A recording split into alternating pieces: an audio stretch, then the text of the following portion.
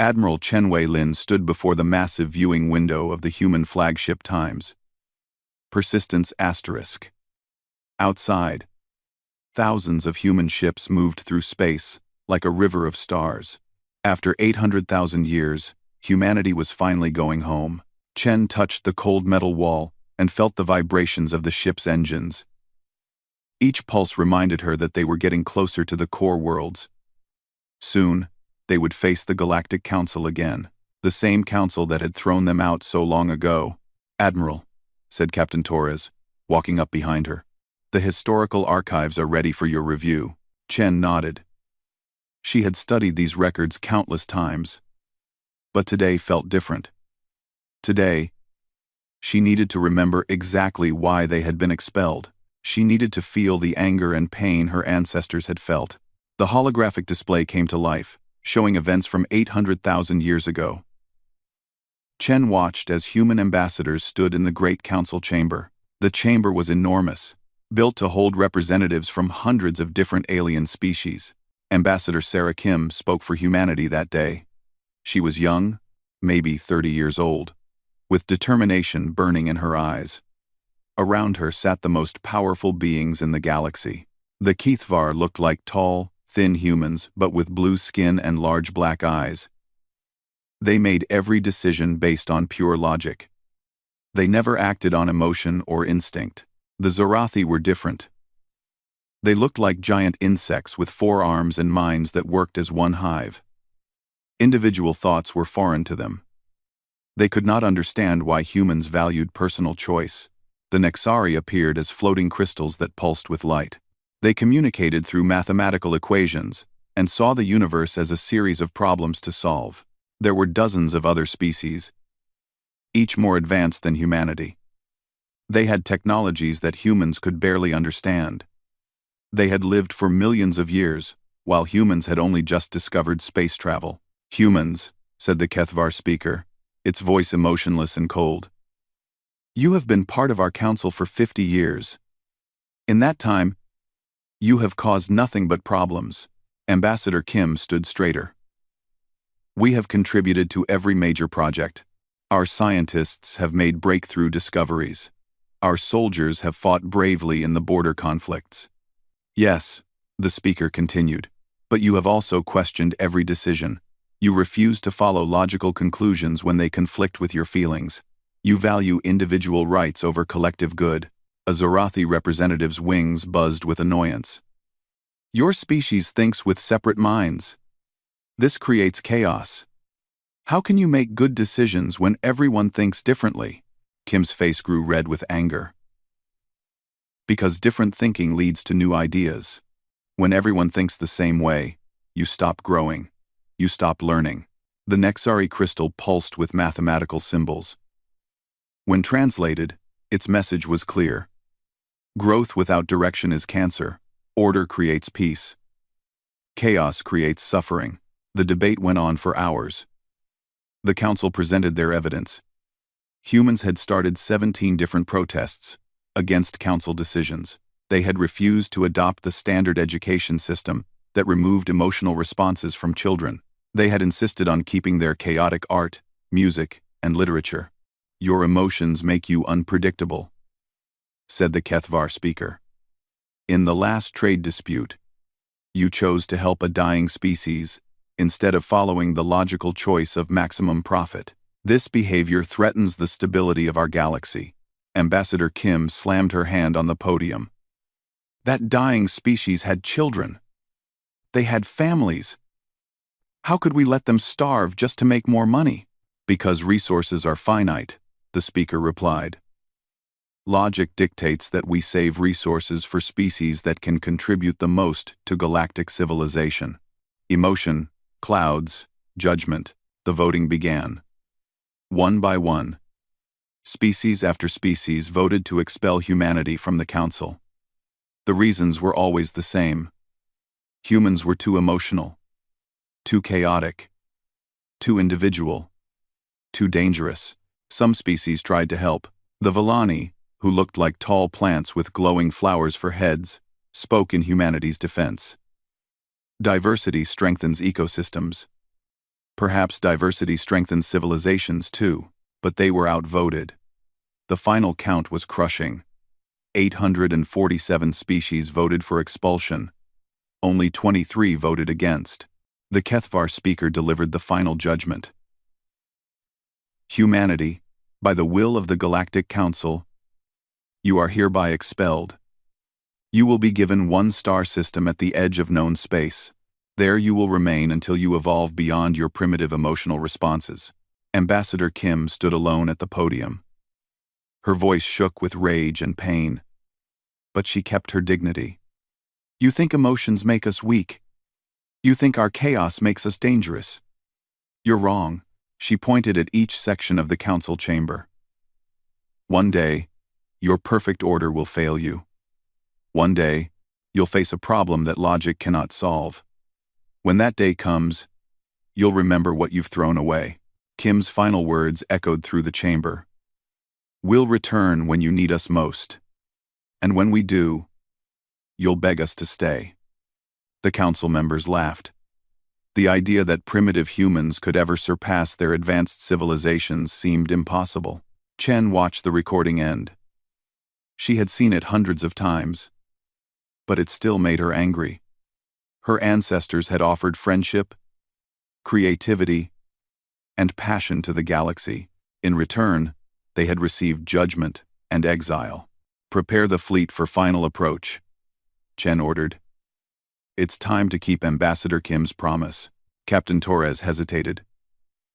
Admiral, what if they refuse to listen? What if they try to expel us again? Chen smiled, but it was not a kind smile. They won't. The distress signals we received are desperate. Whatever they're facing, their perfect logic can't solve it. She turned back to the viewing window. Ahead, she could see the first lights of the core worlds. After 800,000 years of exile, humanity was coming home, but they were no longer the same species that had been thrown out. They had grown. They had evolved. They had learned to harness their chaos and turn it into strength. Most importantly, they had learned patience. For 800,000 years, they had watched and waited. They had known this day would come. Signal all ships, Chen commanded. We're going to remind the galaxy what they lost when they expelled humanity.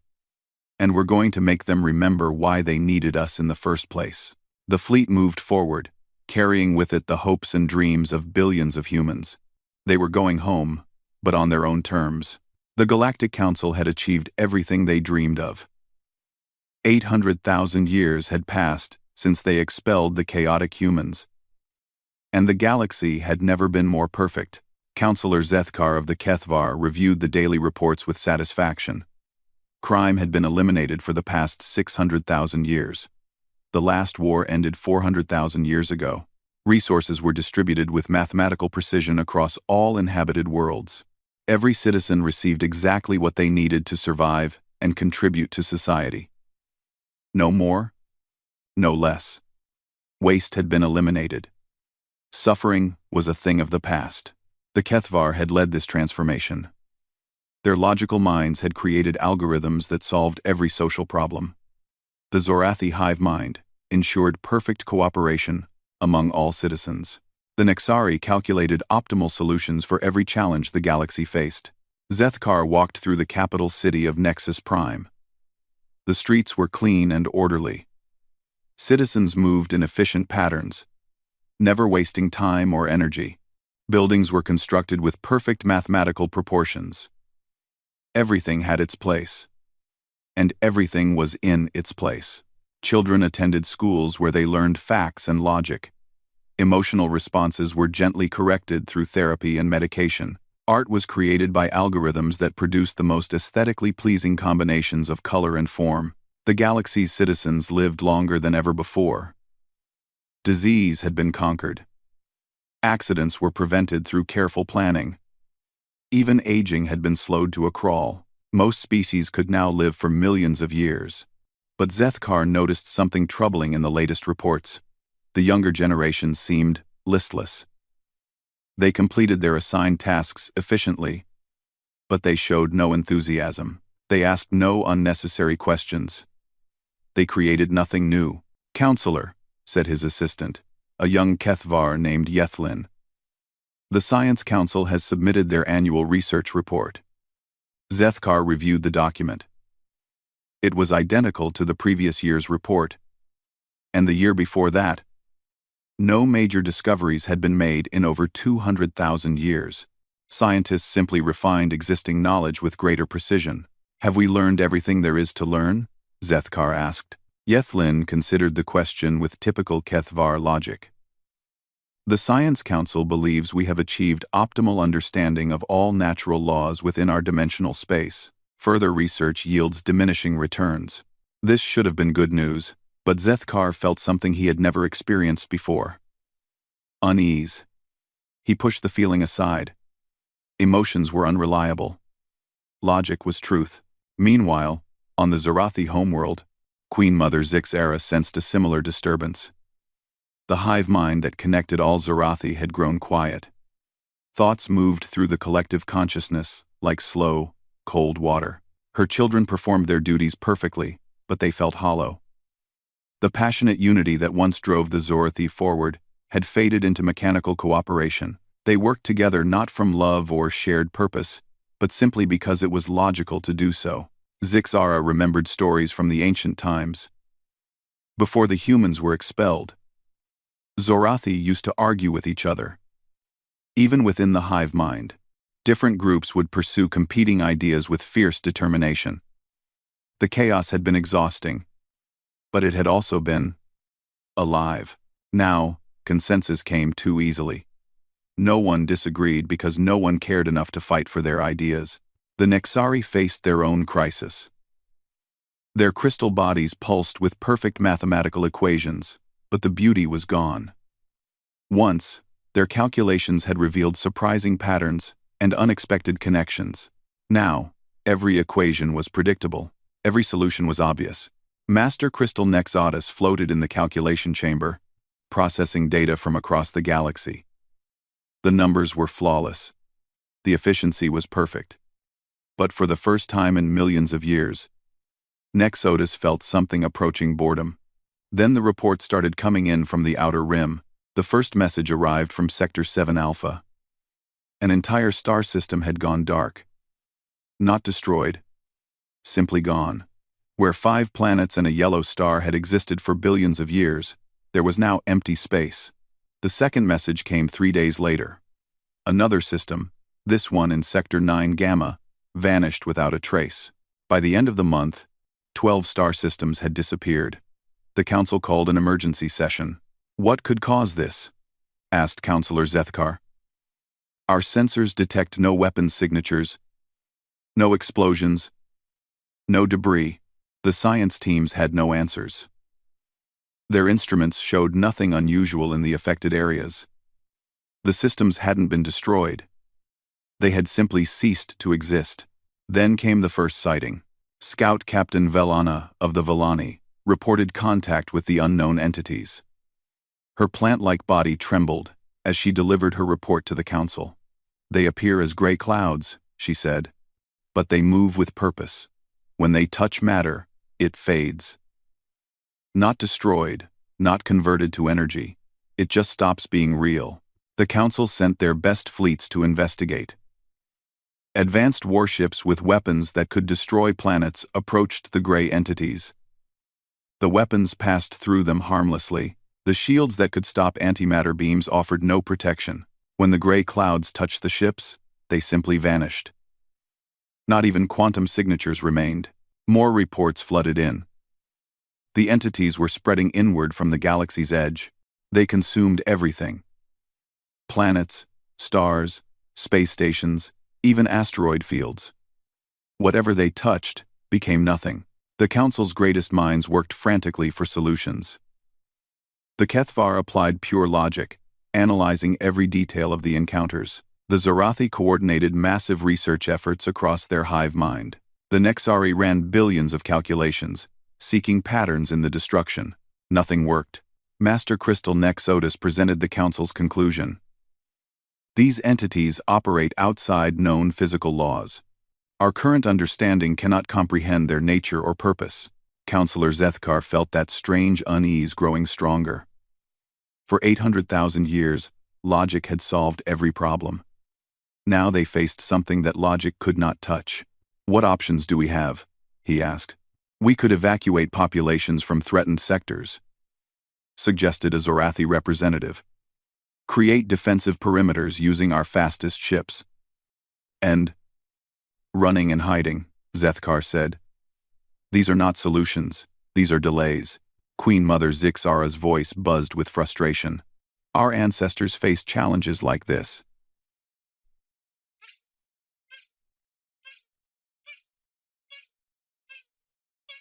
They found creative solutions through.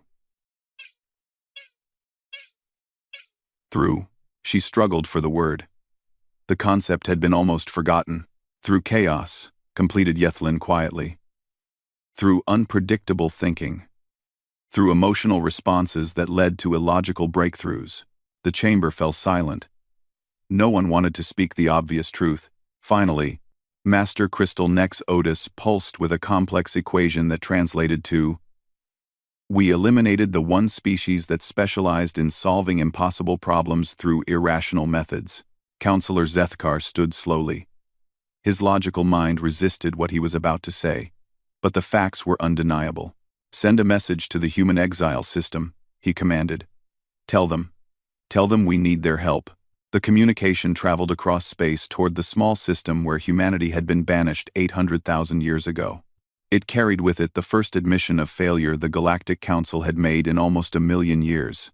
But when the signal arrived, it found only empty space. The humans were gone, and no one knew where they had went. The Galactic Council's message had been broadcasting toward the human exile system for 3 months, when the first response came. But it didn't come from the small star system where humans had been banished. It came from everywhere. Communication arrays across the galaxy lit up simultaneously. The message was simple. We heard you calling. We're coming home. Counselor Zethkar stared at the readings in disbelief. The signals were coming from thousands of different locations across the galaxy's outer rim. How had humans spread so far without anyone noticing? The answer came 24 hours later when the first human ship decloaked near Nexus Prime. It wasn't like the crude metal vessels humans had used 800,000 years ago. This ship seemed alive, its hull shifting and flowing like liquid metal. Strange lights pulsed beneath its surface, following patterns that reminded Zethkar of neural activity. This is Captain Sarah Chen Okafor of the Human Exploration Fleet, came the transmission. Permission to dock? The voice was definitely human, but something was different. There was a confidence there that seemed almost alien, yet somehow familiar. Queen Mother Zixara arrived at the docking bay with a full diplomatic escort. She hadn't seen a human in 800,000 years, and she wasn't sure what to expect. The airlock opened, and Captain Chen Okafor stepped out. She looked human, but changed. Her skin had a faint luminescence, as if light flowed just beneath the surface. Her eyes held depths that seemed impossible. Not just intelligence, but awareness of countless possibilities. When she moved, it was with perfect grace, as if she could adapt her body to any environment instantly. Queen Mother Zixara, Chen Okafor said, speaking in perfect Zorathi. It's an honor to meet you. You speak our language flawlessly, Zixara replied, surprised.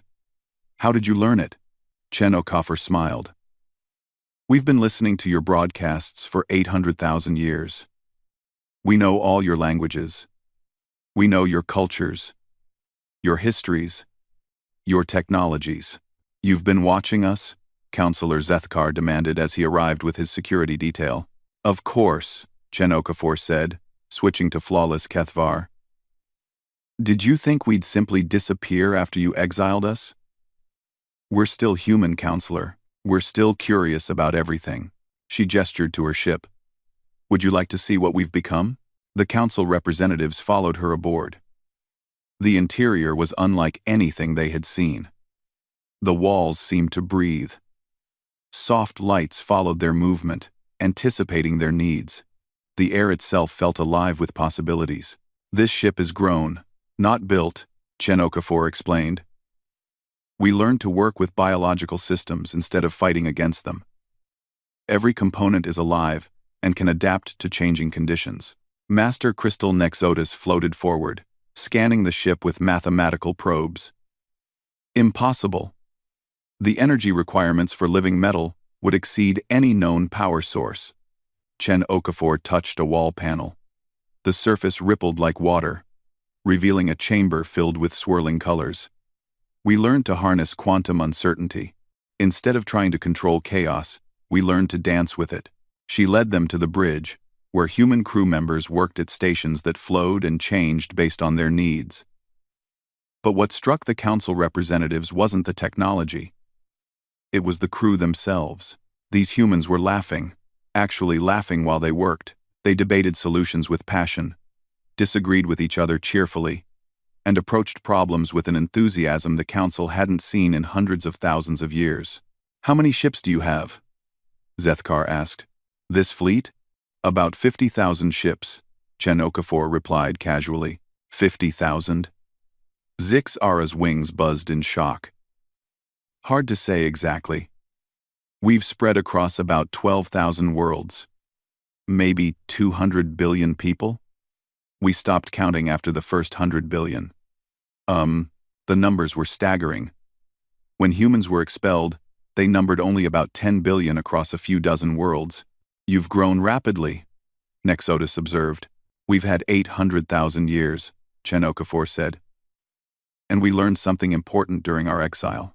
Growth isn't just about numbers, it's about becoming more than what you were." She led them to a viewing chamber where they could see other human ships approaching. Each was different. Some looked like living organisms, others like crystalline structures, still others like pure energy held in impossible shapes. "We didn't just spread across space," Chen Okafor explained. "We learned to adapt. Some of us live in the hearts of stars, others survive in the quantum foam between dimensions. Some have become beings of pure thought, while others merged with living planets." "But you're still human?" Zethkar asked. Chen Okafor's eyes sparkled with something the council had almost forgotten: joy. More human than ever. "We kept what made us special: the curiosity, the creativity, the ability to grow and change. But we learned to use these gifts properly." "Speaking of gifts," Zix-Ara said, trying to regain control of the conversation. "We called you here because we face a crisis. Entities we call the Grey Devourers are destroying star systems. Our best minds cannot understand them." Chen Okafor nodded seriously. "We know about the Devourers. We've been tracking them for several thousand years." "You know about them?" Nexodus pulsed with mathematical urgency. "Why didn't you warn us? Would you have listened?" Chen Okafor asked gently. 800,000 years ago, you expelled us for being too chaotic and emotional. Would a warning from chaotic, emotional humans have been taken seriously? The council representatives had no answer for that. "Besides," Chen Okafor continued, "this is a problem you needed to face. Your perfect order created the conditions that attracted the Devourers in the first place." "What do you mean?" Zethkar demanded. Chen Okafor walked to a display screen that showed the galaxy from above. Red dots marked where systems had vanished. "The Devourers aren't destroying your worlds, Counselor. They're consuming the life force, the chaos and unpredictability that makes existence meaningful." She touched the screen, and the image changed to show energy patterns. Life creates ripples in reality, emotions, creativity, unexpected choices. All of these generate what we call possibility energy. The Devourers feed on this energy. "But our galaxy has billions of living beings," Zix-Ara protested. "Living, yes, but not truly alive," Chen Okafor said sadly. "For 800,000 years, you've eliminated chaos, creativity, and emotional responses. Your citizens perform their functions efficiently, but they don't really live. They don't dream, don't hope, don't create anything new." She paused, letting this sink in. The galaxy has become a desert to the Devourers. They're consuming what little life energy remains, growing more desperate and hungry with each system they devour. "Then how do we stop them?" Nexodus asked. Chen Okafor smiled. We don't stop them. We feed them. Feed them? Zethkar was horrified. Not with destruction, Chen Okafor explained. With life. Real. Chaotic. Beautiful life. We need to wake up your galaxy. We need to remind your people what it means to be truly alive. She turned to face all three council representatives. That's why we're here. Not to save you with superior weapons or technology. We're here to teach you something you forgot. How to live with beautiful chaos. Through the viewing window, they could see more human ships arriving. Each one was different. Creative. Impossible. Just looking at them made Zethkar feel something he hadn't experienced in millions of years. Wonder. Will you let us help? Chen Okafor asked. Will you let us remind your people what they've lost? The council representatives looked at each other. Everything they had built for 800,000 years was at stake. Their perfect order would have to change. But the alternative was extinction. What do you need from us? Zethkar asked finally. Chen Okafor's smile could have lit up a star system. Just trust us. And prepare for your galaxy to become very interesting again. The emergency session of the Galactic Council was unlike any meeting in 800,000 years. For the first time since the human expulsion, the chamber buzzed with arguments, debates, and emotional outbursts. Captain Chen Okafor stood at the same podium where Ambassador Kim had been sentenced to exile so long ago. But this time, the Council was asking humanity for help, not judging them. The Grey Devourers have consumed 43 star systems in the past week, reported Councillor Zethkar. At this rate, they will reach the core worlds within a year. Our evacuation fleets can save perhaps 10% of the population, added Queen Mother Zixara. But we have nowhere to take them that will be safe. Master Crystal Nex Otis pulsed with desperate calculations. All mathematical models predict total galactic extinction within 18 standard months.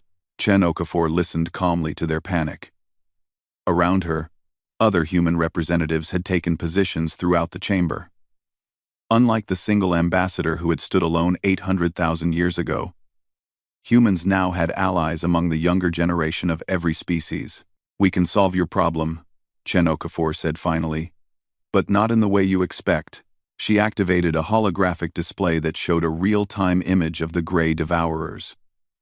The entities looked like massive clouds of gray fog. But Chen Okafor's technology revealed their true nature.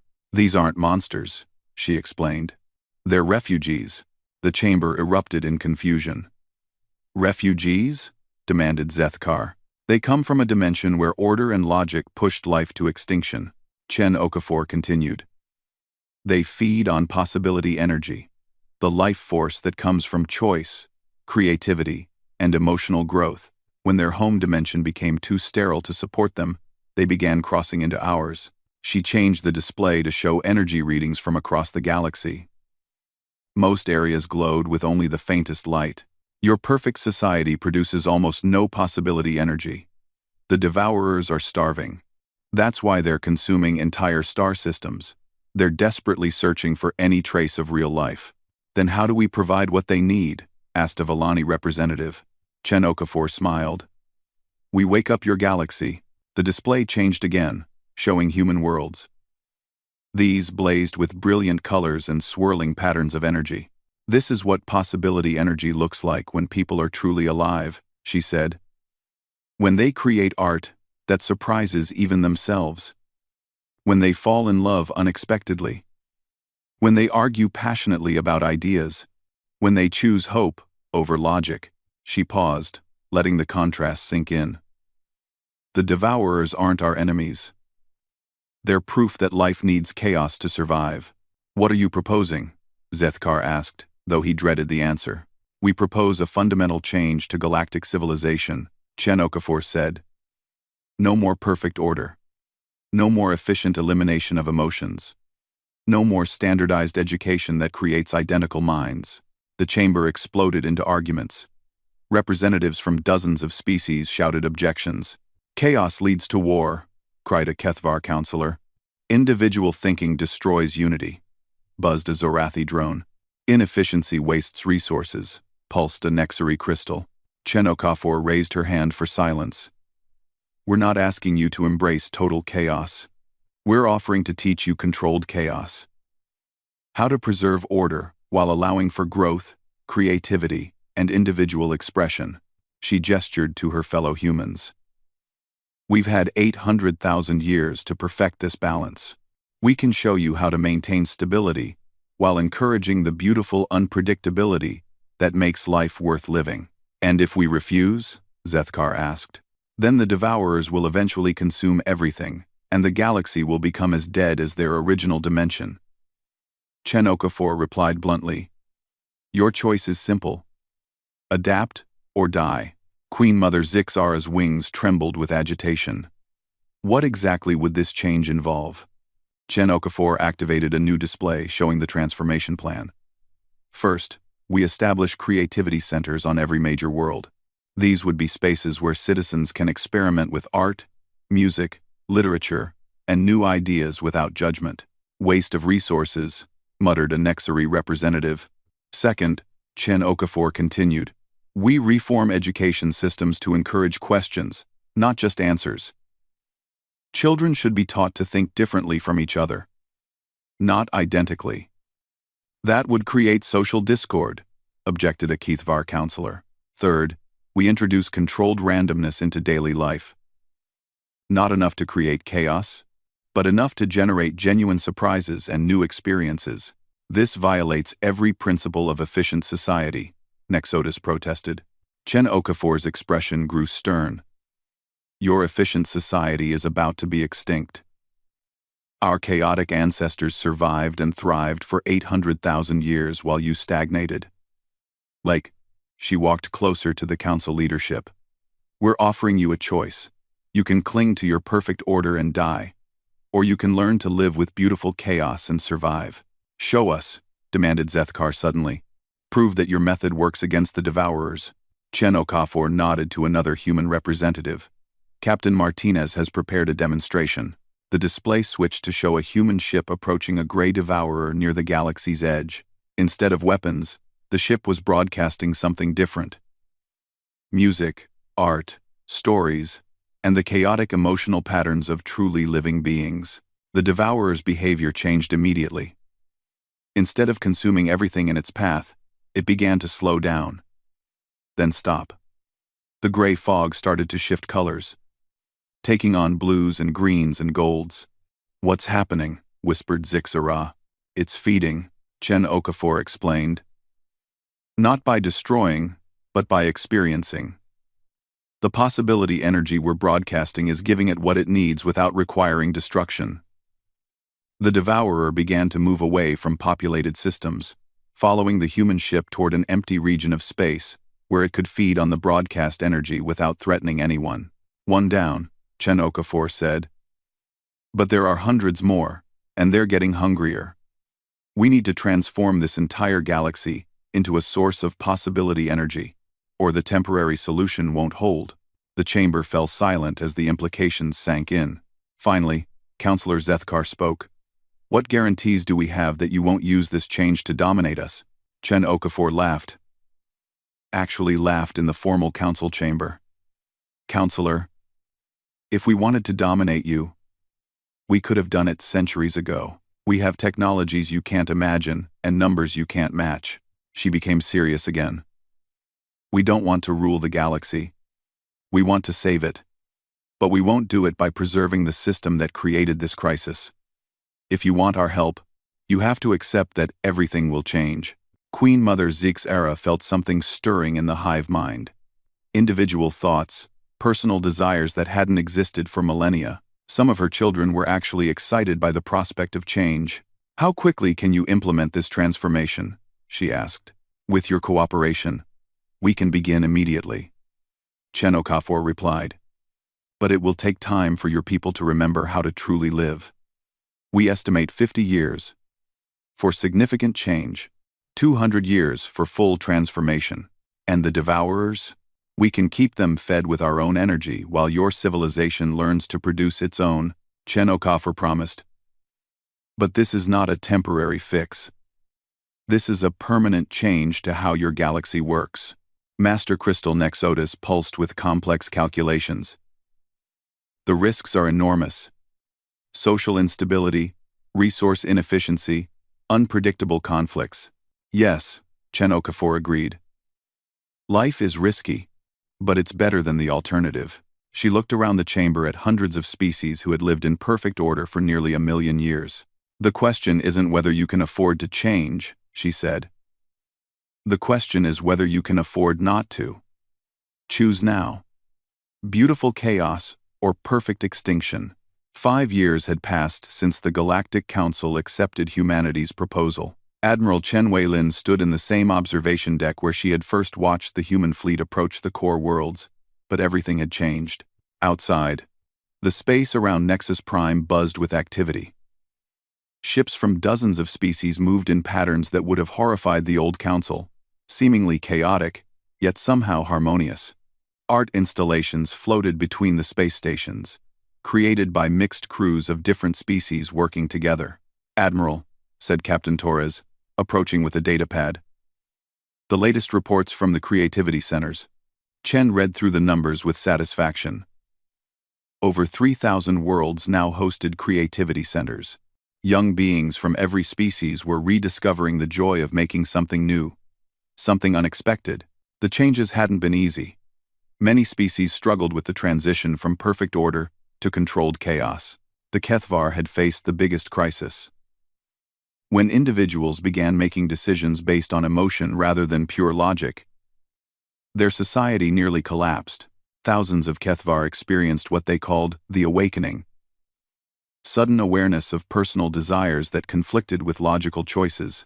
Some couldn't handle it. They retreated to isolated worlds where they maintained the old ways. But others embraced the change. These new Kethvar learned to balance logic with intuition, creating art and music that captured mathematical beauty in emotional forms. The Zarathi transformation was different but equally dramatic. As individual thoughts began emerging within the hive mind, some hives split apart completely. Queen Mother Zixara worried that her people would fragment into isolated individuals. Instead, something beautiful happened. The Zarathi developed flexible hives, connected groups that could merge and separate based on projects and interests rather than biological imperatives. They maintained unity while allowing for personal growth.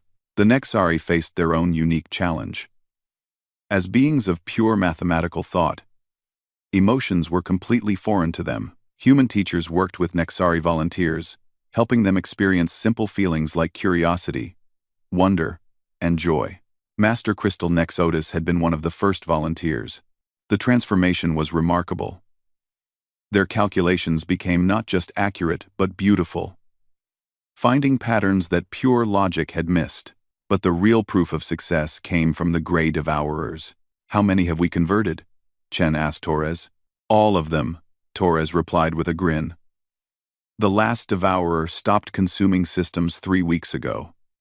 They're all following our energy broadcasts to feeding stations in empty space." The solution had been elegant.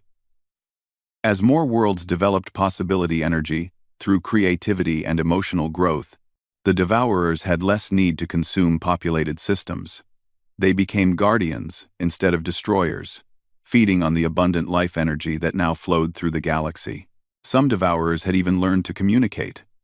They shared stories of their original dimension, a cautionary tale of what happened when order became absolute. Their dimension had achieved perfect efficiency and eliminated all chaos. Within 1,000 years, it became so sterile that even they couldn't survive there. "The new council session is about to begin," Torres reminded her. Chen made her way to the council chamber, which had been completely redesigned. Gone were the rigid, hierarchical seating arrangements. Instead, representatives sat in flexible groups that changed based on the topics being discussed. The chamber itself could reshape its layout for different types of debates. Today's session was special. The formal ratification of the new covenant. Captain Sarah Chen Okafor stood at the central podium, but she wasn't alone. Representatives from every major species stood with her, including new Kethvar, flexible Zarathi, and emotional Nexari. "Citizens of the galaxy," Chen Okafor began. "5 years ago, we faced extinction. not from weapons or natural disasters, but from our own perfection. Today, we celebrate a new beginning. The chamber erupted in applause, cheers, and musical sounds from species that had forgotten how to express joy. Young Counselor Yethlin of the New Kethvar stepped forward. In the old days, she had been a logical, emotionless assistant. Now, her eyes sparkled with the same wonder Chen Okafor had shown 5 years earlier. "We call this the Covenant of Beautiful Chaos," Yethlin announced. "Not a treaty between separate species, but a commitment to growth, creativity, and the preservation of life in all its wonderful unpredictability." The terms of the covenant were unlike any agreement in galactic history. Instead of rigid laws, it established principles. Every citizen had the right to create something new. Every world must maintain spaces for experimentation and artistic expression. Every education system must teach children to question, explore, and think differently from their peers. But most importantly, the galaxy committed to maintaining the balance between order and chaos. Enough structure to prevent destructive conflict. Enough freedom to allow growth and change. "We learned something important," Chen Okafor said. "Chaos without order leads to destruction. But order without chaos leads to death. True civilization requires both." Queen Mother Zixara buzzed with emotions that no Zarathi had felt for 1,000,000 years. "The hive mind used to think as one. Now we think as billions. Connected, but individual. We are stronger for our differences." Master Crystal Nex Otis pulsed with equations that formed beautiful patterns in the air. "Mathematics is more elegant when it serves beauty as well as efficiency. Logic is more powerful when guided by wisdom and compassion." Chen watched from the observation gallery as species after species added their voices to the covenant. Each brought their own perspective on the balance between order and chaos. The Villani, who had been among humanity's few defenders during the original exile, spoke of biological ecosystems that thrived on diversity. The crystalline Shiltar discussed how controlled randomness in their molecular structures created stronger materials than perfect order ever could. Even some of the converted Grey Devourers participated, sharing their dimensional speech patterns that added new layers of meaning to the proceedings. The voting was unlike the cold, logical process that had expelled humanity 800,000 years ago. Representatives didn't just calculate optimal outcomes. They considered hopes, dreams, and the kind of galaxy they wanted their children to inherit. The final vote was unanimous, but that wasn't the remarkable part. The remarkable part was that unanimity came through passionate debate, emotional argument, and creative compromise, rather than simple logical agreement. As the ceremony concluded, Chen Okafor looked up toward the observation gallery where Admiral Chen Weilin stood. Their eyes met across the chamber, and both women smiled. "Admiral," came Torres's voice through the comm system. "We're receiving a message from the Outer Rim colonies. They want to know when the next wave of creativity centers will be established." Chen laughed. "Tell them we're moving as fast as we can. Apparently, the entire galaxy is suddenly interested in learning how to dream again." Through the vast windows of the chamber, she could see the results of their work. Space stations that grew like living organisms. Ships that changed color based on their crew's moods. Art installations that told the story of species learning to live together in beautiful imperfection. Children of different species played together in zero-gravity playgrounds, creating games that no single species could have imagined. Scientists from former enemy civilizations collaborated on projects that blended logic with intuition. Artists worked in teams that included both biological and artificial intelligences. The galaxy was no longer perfect. It was something better. It was alive. Chen Okafor thought of Ambassador Kim's final words 800,000 years ago. "We'll return when you need us most, and you'll beg us to stay." Imonso, Kim had been right about the first part. But she had been wonderfully wrong about the second. No one was begging humanity to stay. Instead, they were asking humanity to teach them how to become more than they had been. The expelled had become the teachers. The chaotic had become the wise. And the galaxy that had once feared beautiful disorder now celebrated it as the key to eternal life. As the representatives filed out of the chamber, their voices mixed in a symphony of languages, emotions, and ideas. It wasn't efficient. It wasn't logical. It wasn't perfect.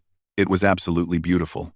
Outside, the gray devourers danced through space like gentle whales, feeding on the abundant possibility energy that now flowed from every world. They were no longer destroyers but partners in the greatest experiment the galaxy had ever attempted. The marriage of order and chaos, logic and emotion, efficiency and beauty. Humanity had kept its promise. They had returned when needed most. But instead of conquest or revenge, they had brought the greatest gift possible, the reminder that being alive was worth the beautiful trouble it required.